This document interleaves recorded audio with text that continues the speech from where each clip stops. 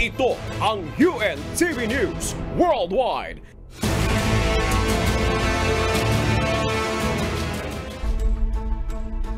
Good morning. Salamat sa Diyos sa araw na ito. Time check po tayo. It's 4:33 a.m. Good morning, Kuya. Hello sa iyo, Marie. Tayo ulit. At syempre, magandang umaga mga kababayan sa Pilipinas. Yes, Beverly, salamat sa Diyos. Naku, napakasayang balitaan na naman ito.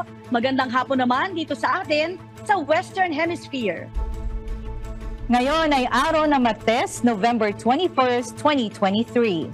Mula sa San Diego, California, USA, ako si Beverly Saison. At mula dito sa Austin, Texas, USA, ako naman si Marie Peñaranda.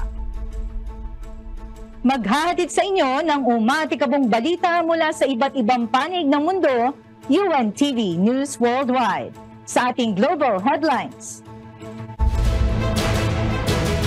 Gaza Health Ministry pinabulaanan ang tunnel na sinasabi ng Israel. Isang ospital naman umano ang pinalibutan ng Israeli forces. Cargo ship sa Red Sea hinijack ng Houthi forces. G20 Summit dinaluhan ng mga leader mula sa Africa at European countries. South Korea binabalaan ang North Korea kontra sa planong paglulunsad ng spy satellite. Natrap ng mga manggagawa sa India, susubukan muling i-rescue. Members ng United Nations nagdebate ukol sa reuse, recycle, reduce sa Plastic Control Treaty. QR payment system sa pagitan ng tatlong ASEAN members inulunsad na.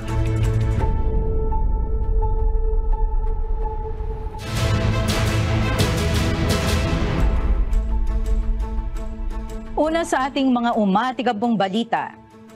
Tinawag na kasinungalingan ng Health Ministry ng Gaza ang paratang ng Israel na may Hamas tunnel sa ilalim ng Al-Shifa Hospital. Samantala mahigit na sa 13,000 katao ang nasawi mula nang nag-umpisa ang gyera noong October 7. Ito ang umatikabong balita ni Klein Sinka. Nakakita ang Israel Defense Forces o IDF na isang tunnel na may habang 55 metro at lalim na 10 metro. Malapit ang tunnel na ipinakita ng IDF sa kanilang social media accounts sa Shifa Hospital. Subalit pinabulaanan naman ito ni Monirel Barsh, ang Gaza Health Ministry Director. Aniya isa umano itong kasinungalingan dahil nasa ospital ang Israeli military ng 8 araw ngunit walang nahanap ang mga ito. Sa ngayon, nasa 13,000 tao na ang nasawi ayon sa Gaza Health Ministry, kung saan 5,500 dito ay mga bata. Samantala, pinalibutan umano ng Israeli tanks ang isang Indonesian hospital sa Gaza. Dito nasa 12 na ang nasawi mula ng bombahing ito ng Israel ng umaga ayon sa Hazan Ministry of Health. Binabaril umano ng mga sundalo ang lumalabas sa paligid ng ospital. Nasa 700 ang pasyente sa ospital, kabilang ang 5,000 refugees bago ang atake. Nasa 10,000 naman ang nasa shelter centers sa paligid ng ospital. Itinanggi ng hospital staff na mayroong mga armadong militante sa loob ng ospital. Wala naman naging komento ang Israel sa paratang na ito. Hinijack naman umano ng Houthis ng Yemen ang isang pinaniniwalaang Israeli cargo ship sa Red Sea. Subalit ayon naman sa Israel, isa itong British-owned at Japanese-operated cargo vessel at walang Israeli na lula nito. Ayon kay Houthi military spokesperson Yahya Sari, isa itong sagot sa mga masasamang ginawa ng Israel sa mga Palestino sa Gaza at West Bank. Dahil dito pinangambahan ang maaaring paglaganap ng lumalalang digmaan sa pagitan ng Israel at Hamas. Klein Sinka, UNTV News and Rescue USA. Diyos ang aming sandigan, serbisyo publiko ang aming pinahalagahan.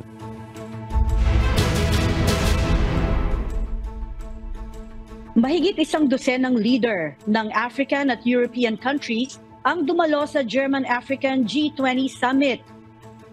G20 conference ngayong taon, nakatuon naman sa pagpapalakas ng private investment sa Africa. Ito ang umatikawang balita ni Oralyn Quijano.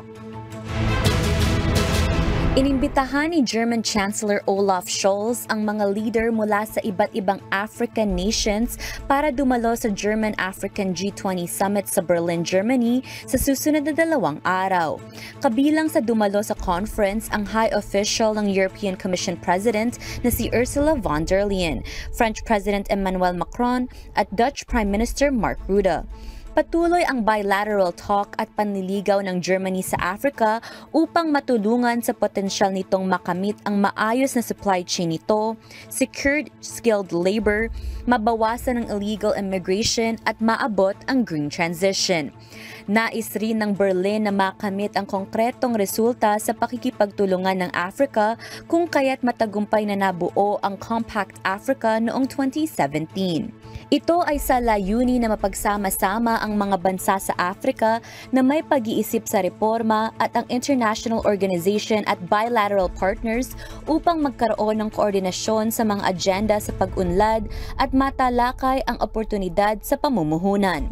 Bukod sa China, matagal nang ninanais ng Africa na magkaroon ng pamumuhunan ang Europe sa bansa.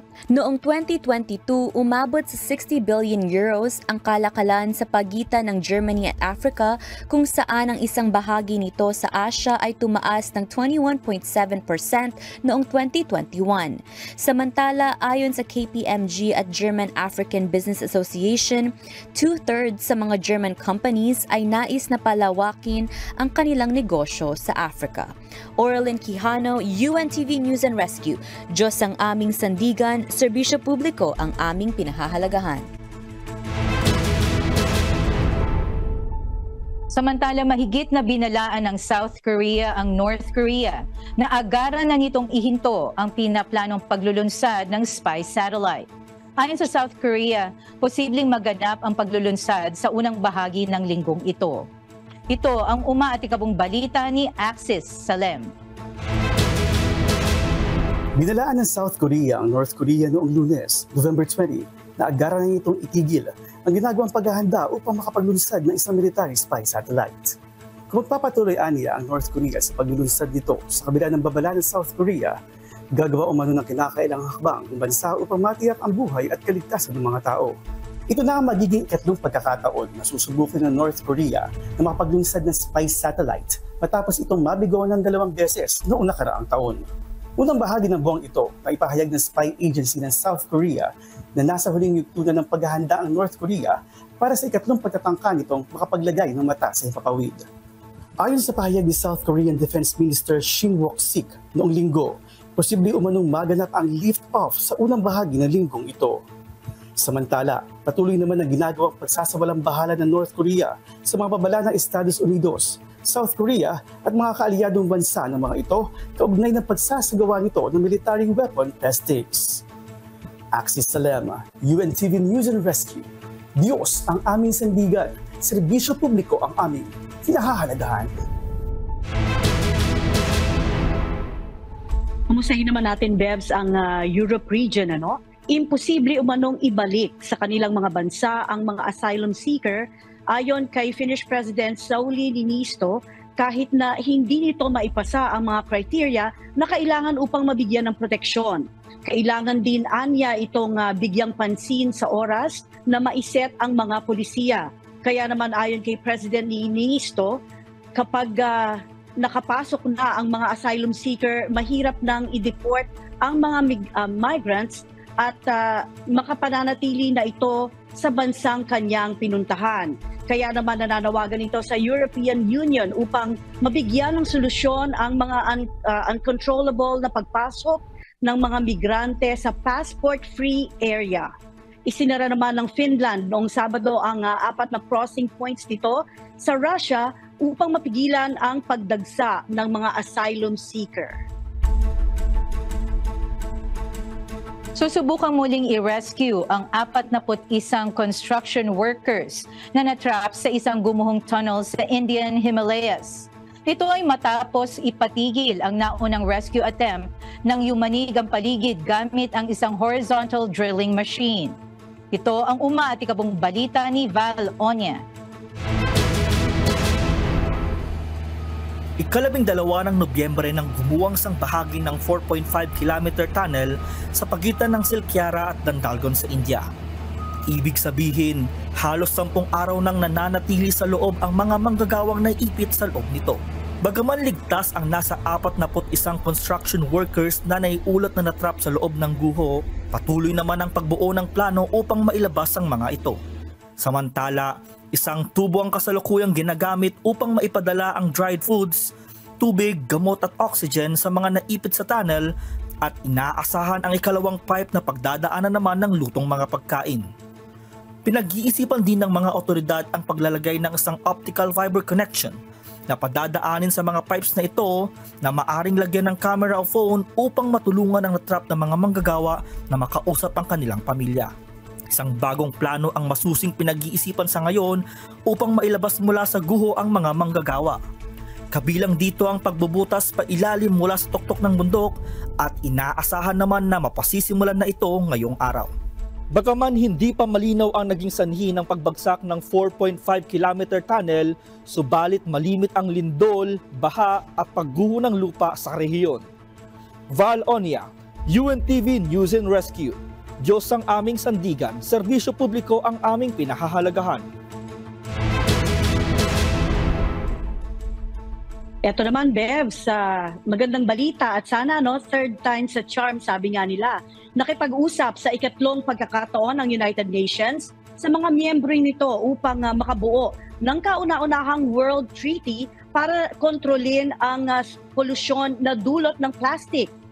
Umabot naman sa mahigit 500 proposals ang natanggap ng session na ito. Ito ang matikabong balita ni Charles Corpus.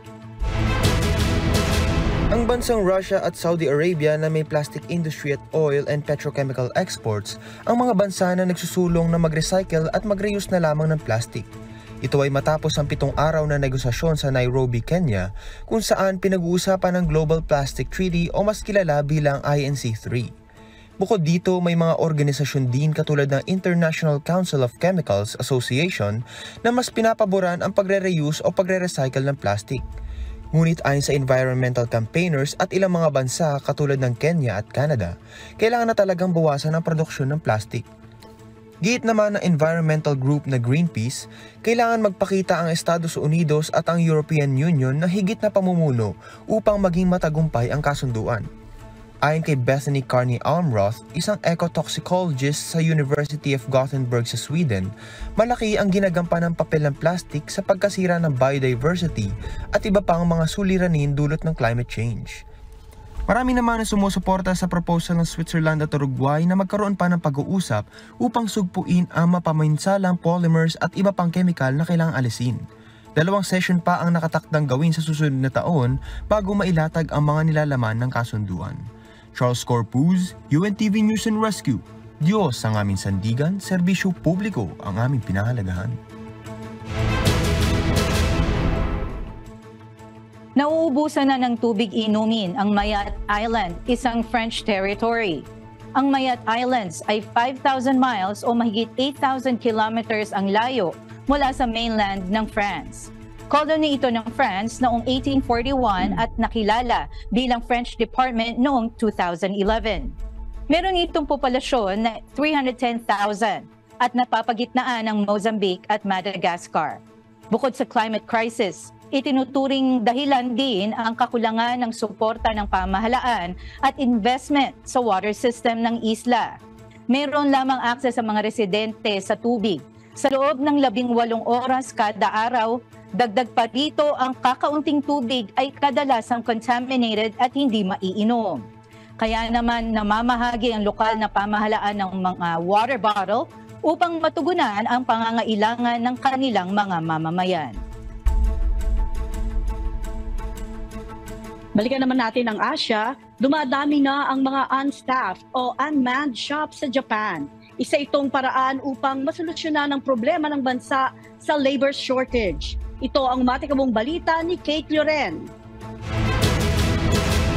Nagiging popular na sa Japan ang mga unstaffed shops. Mula sa mga bilihan ng damit hanggang gyoza shops, available na ito buong araw. Lalo pa itong lumaganap dahil sa naganap na COVID-19 pandemic sa buong mundo. Layon ng mga unstaffed shops na matugunan ang labor shortages sa Japan. Ngayon ay inaalam na kung papaano ang sistema upang makapagpatakbo ng unmanned shops ng ligtas at efficient. Ang ibang mga kumpanya sa Japan, kahalintulad ng Amazon Go sa US, kapag kumuha ang isang customer ng produkto, makikilala ng sistema kung ano ito at lalabas na sa total amount ng mga nakuhang produkto. Gamit ang mga ceiling sensors at weight sensors, nalalaman ng sistema na kanilang ginagamit kung magkano at kung ano ang kinuhang produkto ng customer. Subalit sa ngayon, bagamat malaking tulong din ito sa mga business owners dahil sa mas mababang labor cost, hindi pa rin masasabing pulido ang sistema ng unstaffed shops. Maaari pa ring makaranas ng mga problema na tanging ang tao lang ang makakaresolba. Kate Lioren, UNTV News and Rescue. Diyos ang aming sandigan, serbisyo publiko ang aming pinahahalagahan. Oh, Marie, nakikita ko na rin dito yan sa mga ilang airports sa California. No? Hindi ko alam kung dyan sa Texas meron na rin yung mga unmanned shops. Pero naglunsad na ng cross-border QR payment linkage ang Singapore, Indonesia at Malaysia.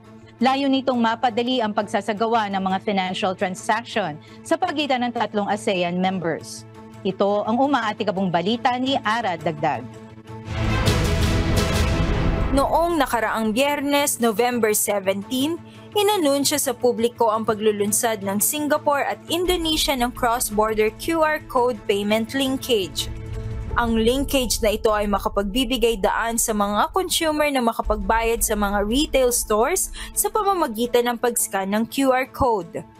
Ayon kay Monetary Authority of Singapore o MAS Managing Director Ravi Menon, ang paglulunsad ng QR payment sa pamagitan ng Indonesia at Singapore ay maituturing na isang significant milestone upang isulong ang digital economy at financial ecosystem. Gayun din ang pagpapalakas ng koneksyon ng ekonomiya sa pagitan ng dalawang bansa. Samantala, noong March 2023 naman na ilunsad ng Malaysia at Singapore ang QR code payment linkage kung saan nagbibigay daan sa mga consumers upang makapagbayad sa merchant gamit ang PayNow ng Singapore at Do It Now ng Malaysia. Ang nasabing paraan ay nagbigay daan din para sa instant, secure at cost-effective na transfer funds sa pagitan ng dalawang bansa. Ayon sa Bangko Sentral, halos 2.3 billion Singapore dollars o nasa humigit kumulang na 95 billion pesos ang person-to-person at remittance transaction sa pagitan ng Malaysia at Singapore noong nakaraang taon. Ang linkage na ito ay kumakatawan din sa isa pang hakbang patungo sa ASEAN's interconnectivity ng mga pagbabayad sa rehiyon. Dagdag pa ni Bank of Negara Malaysia Governor Abdul Rashid Gafoor, ang cross-border payments na mabisa, ligtas at cost-efficient ay makapagbibigay ng malaking benepisyo sa individual at mga maliliit na negosyo sa bansa. Ara Dagdag, UNTV News and Rescue, Diyos ang aming sandigan, serbisyo publiko ang aming pinahahalagahan.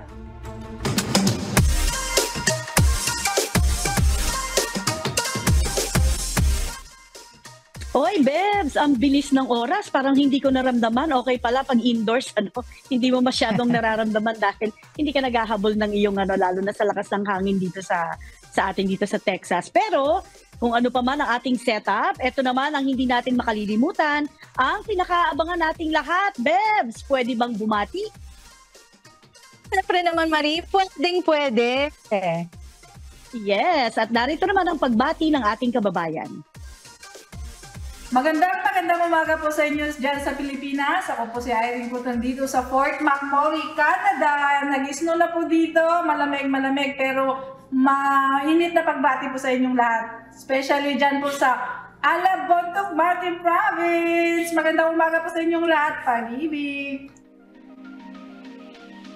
Ayun, ang sarap naman ng snow at kababayan ko pa ang ating kababayang bumati, taga Mountain Province. Ayan, binabati rin natin. Mauna na ako, Bebs, ang ating mga kababayan nga dyan sa Kiangan, Ifugao, sa Baguio, sa Bondok, sa Mountain Province as a whole, dahil taga dyan tayo, Bebs. At syempre gusto rin natin batiin ang ating mga kababayan dito naman sa Texas, USA na palagi nang naka-tuned in sa ating mga programa sa UNTV. Gayon din ang aking mommy at ang aking mga anak dyan sa San Pedro, Laguna at sa Calamba, Laguna. Hello sa inyo mga anak at hello mommy. At syempre sa ating kuya, good morning kuya, good morning Ate Arlene. At sa ating mga manonood dyan naman sa KD Rock. At gusto rin natin batiin syempre yung palagi nating kasama, Bebs, sa ating mga community prayers, ang ating mga East Coast USA na mga seniors, ang ating mga prayer warriors. Hello po sa inyo at palagi tayong samahan ng Panginoon. Go ahead, Bebs, ikaw naman. Syempre, kung ikaw may pagbati, ako rin naman.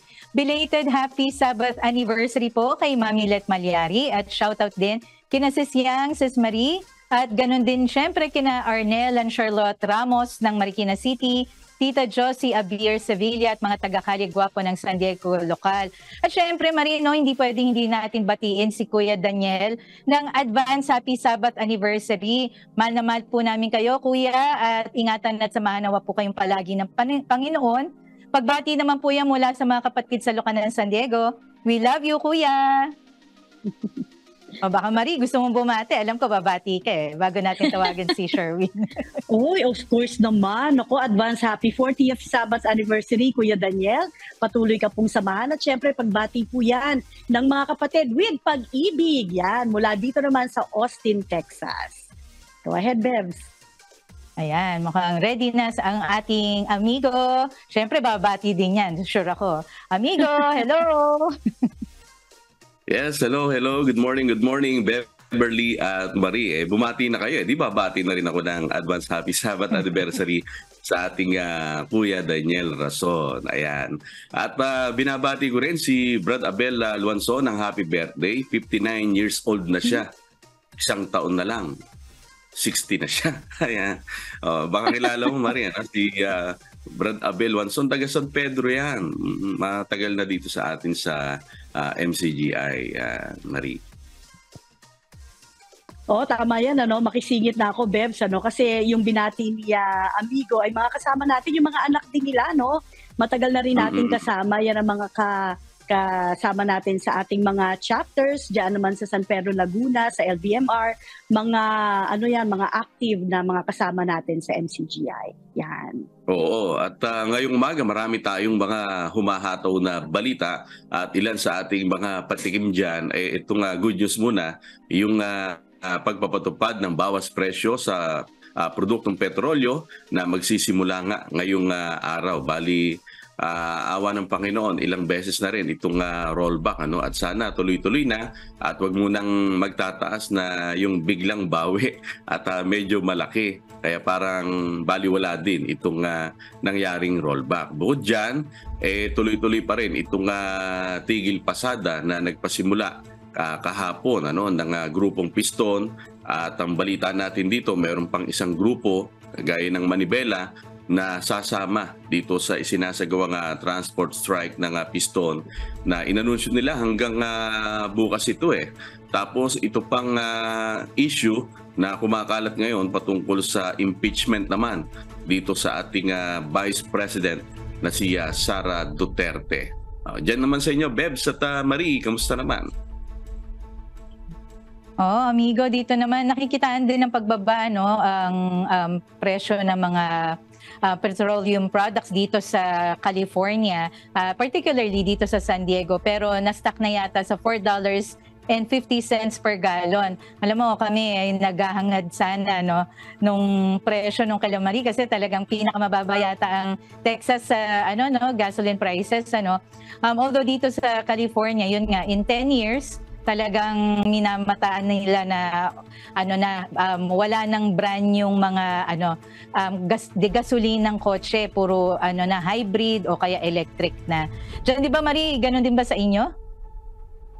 Oo, Beverly, tsaka amigo, isa yan sa, katulad ng balita natin last week, pinag-uusapan na natin ito, mas bumaba pa ng 10 cents ngayong week, so nasa $2.50 na ang average price dito naman sa atin sa Texas. At nakikita rin natin yung pagdami talaga ng mga sasakyan na electric powered vehicles, yung mga rechargeable, at saka yung hybrid na tinatawag naman natin. At mas marami talaga pag sinabi pong mga Californians, yan ang may mga environmental friendly ika nga nila ng mga sasakyan, no? Dahil nga napakamahal dyan ng gasolina. Kaya, Bebs, kung yan din lang ang magiging dahilan mo, ay tara na, bukas ang Texas.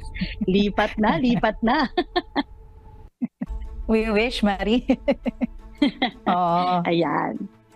Oo, at abangan pa rin namin, amigo, ang inyong mga humahataw na balita. Very interesting yan, yung kumakalat nga na impeachment na trial or binabalak nilang isampa laban naman sa ating Vice Presidente dyan sa Pilipinas. At mag-aabang pa rin kami. Salamat, amigo Sherwin, at sa lahat ng ating mga correspondents mula naman sa iba't ibang panig ng mundo.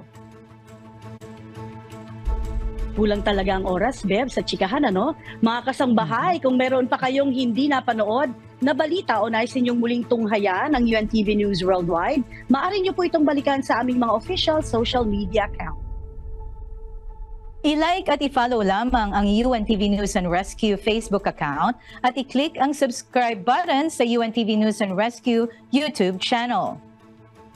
Mapapanood niyo rin po rito ang iba pang news programs ng UNTV, pati na ang iba pang video ng nag-iisang public service channel. Kaya tara na po, subscribe, like, and share. At narito ang mga salita ng Diyos na maaari nating baunin sa pagpapatuloy ng araw na ito.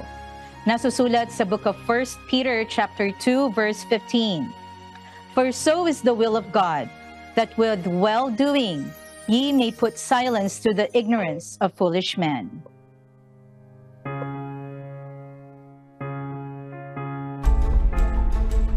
Yan, salamat po sa Diyos. At yan po ang mga umatikabong balita sa iba't ibang panig ng mundo ngayong umaga ng Martes, November 21, 2023. Susunod na po ang programang Hataw Balita Pilipinas sa UNTV at sa UNTV Radio La Verdad 1350. Mula rito sa Austin, Texas, USA, ako, si Marie Peñaranda. Sa ngalan ng lahat ng bumubuo ng UNTV News and Rescue at ng UNTV Radio La Verdad 1350. Mula rito sa America's Finest City, walang iba kundi sa San Diego, California, USA, ako naman po si Beverly Saison. Dito sa UNTV at sa UNTV Radio La Verdad 1350, Diyos ang aming sandigan, serbisyo publiko ang aming pinahahalagahan. Milyong salamat po sa Diyos.